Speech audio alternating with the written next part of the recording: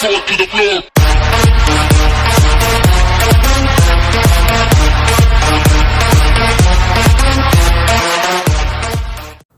Hey guys, today I'm gonna be making a video on why I like private servers and why people make them, and also why you should probably be worried because private servers are there because they are there to bring back the online services of a game that was shut down by the official company or developers, because the games could be considered abandonware.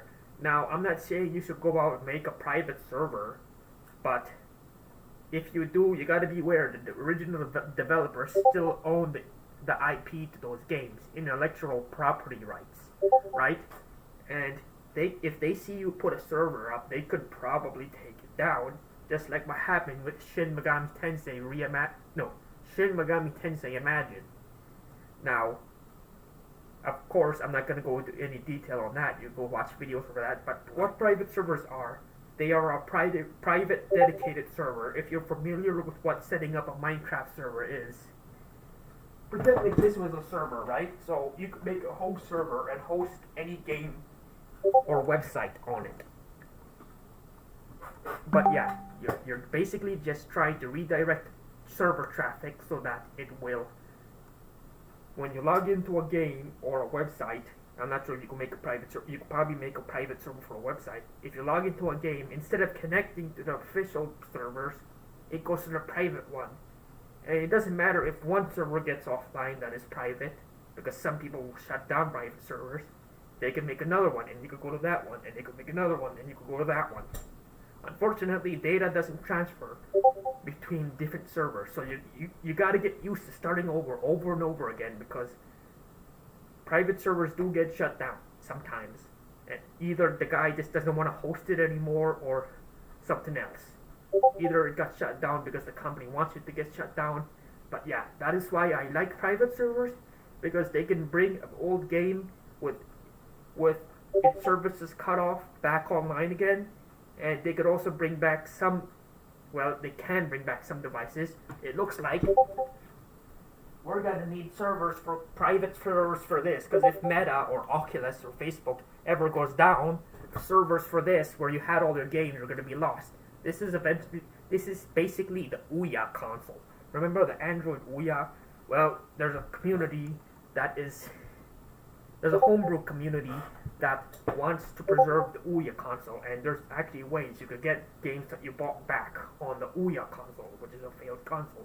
I wish they did that for this, and they did. It's called Quest Piracy.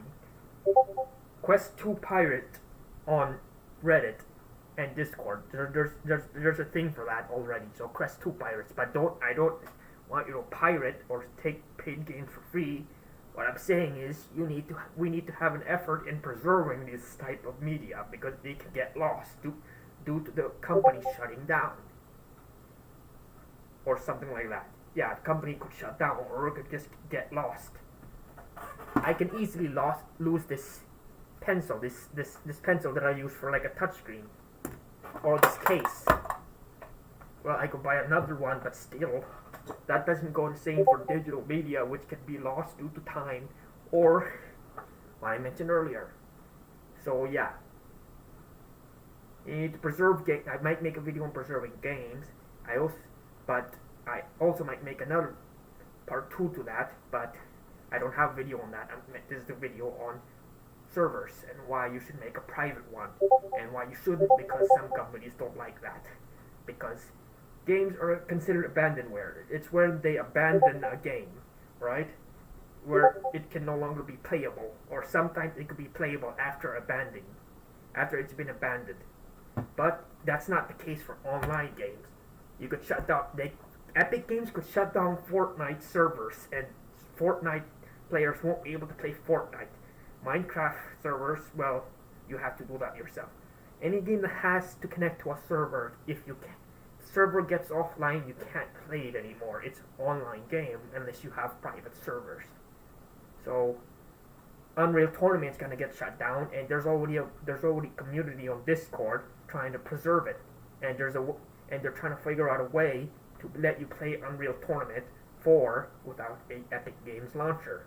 And it's very freaking scumbag for Epic Games to shut down a uncompleted game that's been in the pre-alpha stage. I liked Unreal Tournament. Yeah, I tried it. It was pretty good. Why would Epic Games shut down all of their Unreal Tournament games? Because they're doing this for all of them.